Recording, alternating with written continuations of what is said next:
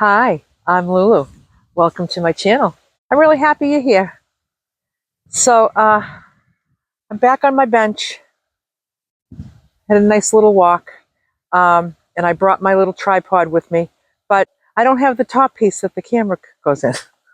I tell you, I'm hopeless, but I did remember the microphone, so that's good. Oh my goodness, whatever. So I'm doing this at a kind of a strange angle, and that's okay. Here we go.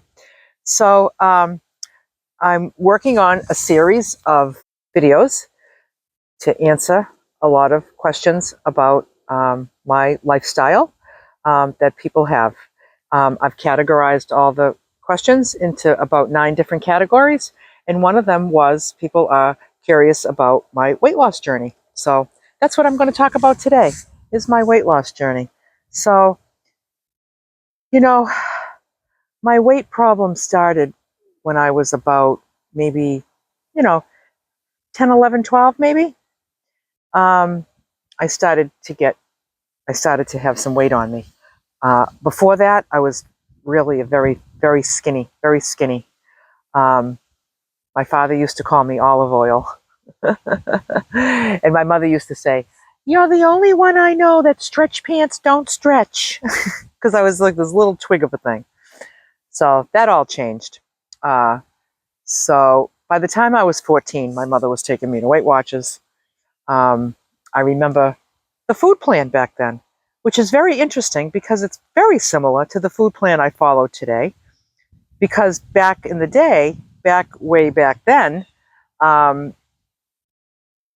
what Weight Watchers was categories of food groups: protein, grains, fruit, fat, right?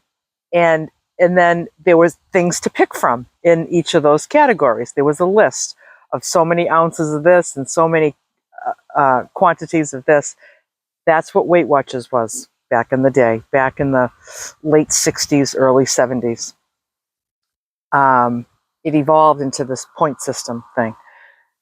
So I find that amazing when I really think about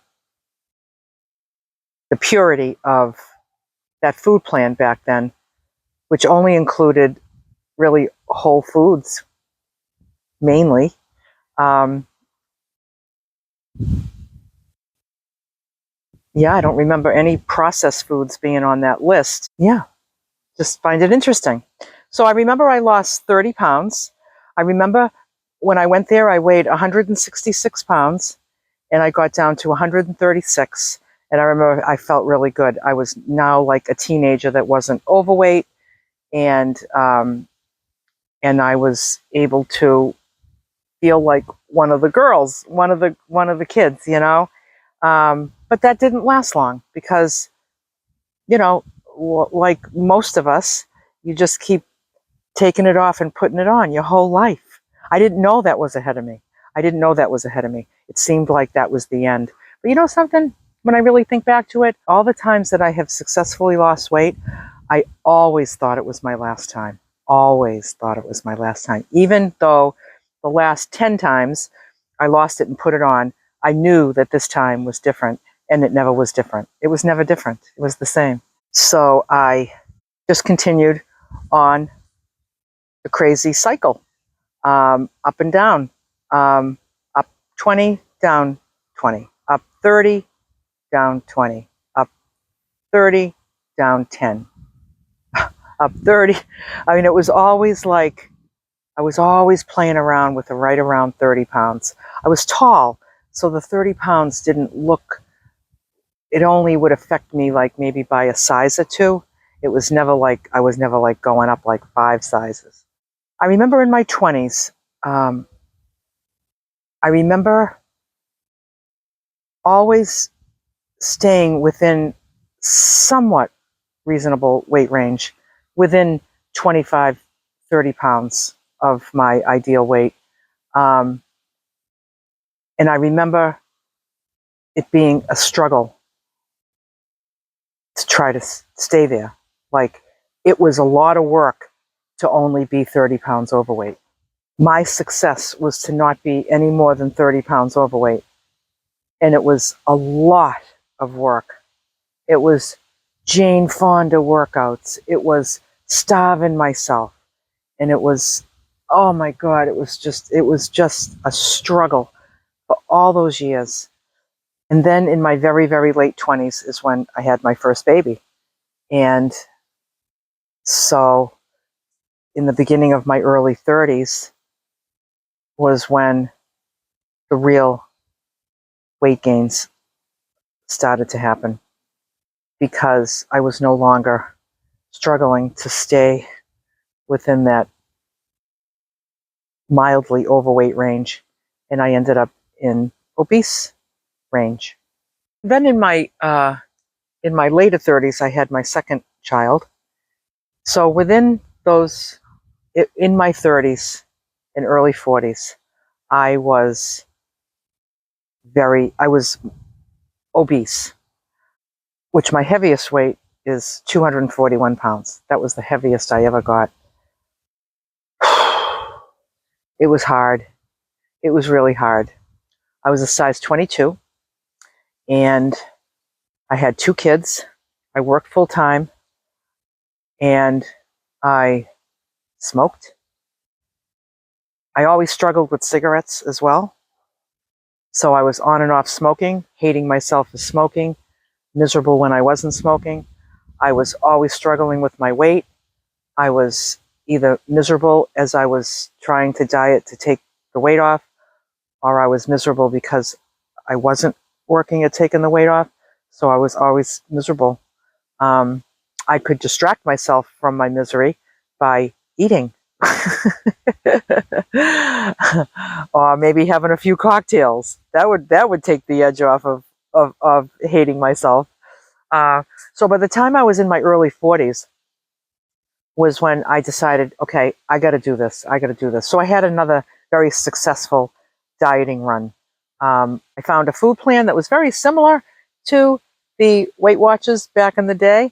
So I decided not to do the point stuff anymore, and not to do the starvation things anymore, and all these fad diets that were coming out in magazines. I decided not to do that anymore. And I just started doing this, food group thing with weighing foods and doing food groups. And I lost over 100 pounds. And this was in my early 40s. And for the first time in my life, when I finished losing the weight, I stayed on the food plan, pretty much adapted it so that I would maintain my weight instead of losing any more. And I stayed on that food plan for 3 years. This was like an absolute miracle. I have never done such a thing before. I always started gaining the weight back the minute I finished losing it. So one day, I thought it would be a good idea to just have a glass of wine. I figured, what's that going to hurt, Because I wasn't drinking either, because I knew that was calories. I knew that wasn't a food group. And I knew it was sugar, a lot of sugar, alcohol. So, but one day I decided that I was going to try the wine. And I had the wine, and it worked out just fine. And I didn't eat anything. I just had the wine. And then little by slowly, I started making exceptions for the food. And little by slowly, I was back in the struggle. Back in the same struggle. With the exception that I did not put the 100 back on. And I was again playing with 30, up and down 30, up and down 30. I was miserable when I was up 30.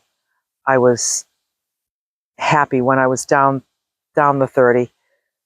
But I was back into the crazy. I never did that food plan again. Instead, I was going back to other things like, let me try Weight Watchers again. Let me try diet workshop. Let me try weight loss center, Nutrisystem, Jenny Craig. I'll go work out every day. All right. So I started doing all this crazy stuff again.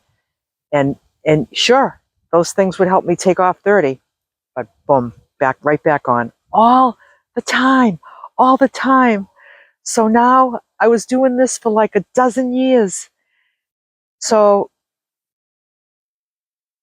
right around the time I turned 55 years old, I was sitting there at 55 years old, now knowing I was into the second half of my 50s. I was beginning the second half of my 50s, which means that my 60s were right around the corner. And I had this vision, because at this point, I was drinking a lot more than I ever had. I was smoking again, regularly. And I was binging on food, just waiting to stop again. And I had this vision of myself in my 60s, which was right around the corner. And I said, Lulu, you are going to be a fat, drunk old lady with a smoker's cough, with a host of health problems. And you're going to be spending all your glorious retired years in and out of doctor's appointments. And I had this, it was a pretty vivid and realistic scenario. And I just decided that I just said no to that. And I went back on that food plan that worked for me to take off 100 in my 40s, my early 40s. I went back on that food plan and I took off that 30. And actually, I took off even more because that weight that I had chosen for my maintenance weight was really way too high. Like, I was in a size 12. And to me, like a size 12 was small, especially when you come from a size 22. And I thought, I don't want to be a 12. I want to be an 8. I don't need to be a 4. I don't need to be a 6. I want to be an 8. I want to be a size 8. That to me seemed like a perfectly normal size that wasn't too little. And so I've been in a size 8 for 10 years. And, you know, that feels pretty good. My clothes fit me every year. I don't have to look around and see what fits me this year for this trip, or, oh, let me see if my winter clothes fit from last year. Everything always fits. So today, I'm in my 60s. I'll be 65 before the year is over. And none of those things are true for me. I'm not fat. I'm not drunk. I don't have a smoker's cough.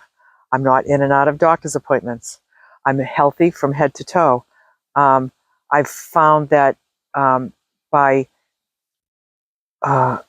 losing the weight and keeping the weight off all this time, what keeps me really motivated today is less to do about the clothes and the fashion show and looking good and showing up and looking good and all that stuff. That stuff is still important, but it's less important than my vibrant health. So I've since then I have explored ways to supplement my my nutrition for optimum health. I'm more in tune with what's healthy for me. Where my focus my whole life was really on how can I get into those cute jeans. I need to get into those cute jeans or I'm not going to be happy and I'm not going to be okay. It's turned into something much more deep and richer. And it's also led me on a spiritual path, which is an extremely important part of my life. Because, you know, we're like a threefold project. You know, we have our physical health, we have our emotional health, we have our spiritual health. And I didn't realize that I needed to give those things, all three of these things, a lot of attention. So that I can be a more well-rounded, healthy person, instead of the person that's just fighting for the cute jeans. Like, life isn't a fashion show. So I'm very grateful to be sitting on this bench here today, on this beautiful day, and that I feel physically healthy, and I feel emotionally healthy, and I feel spiritually healthy. I can always improve in all three areas, and I'm very grateful for that because there's always more to do to improve my physical health. Even as a 100% healthy person, like I feel 100% healthy, but I still work on my health. And I don't take any of it for granted. My emotional health, I've discovered ways to unravel stressful situations, found ways to, get to the truth of matters. And I don't want to sit in uncomfortable thoughts anymore. So I do what I have to do to stay emotionally healthy, stable. And my spiritual journey, which is really exciting, is really never ending because it's such a huge project and it's never done. It's never done. And I'm grateful that I find it fascinating. I find it enjoyable. I find my spiritual journey is likely the thing that makes me the happiest in my life. It does for me what no people, places, or things can do for me. So it makes a lot of situations and adventures in my life just that much more fascinating. And that's my weight loss story. It's my vision that I will enter my 70s with the exact same mindset as I am right now today. That's my hopes and dreams. But I am human, and I don't know if I'll abandon this journey that I'm on. I don't think I will, but it's not out of the question because I am human. So I'm just going to keep doing what I did yesterday because what I did yesterday really worked well for me. So I'm going to do the same thing today. And I just keep chugging along at life. And I just feel very joyous. And I don't take it for granted. I'm grateful every day. I am deeply grateful every day for what shows up in my life, for me to process, for me to enjoy, for me to discover, for me to learn, for me to express myself. It's just every day is just filled with opportunities. And I'm just so gosh darn grateful. Yeah.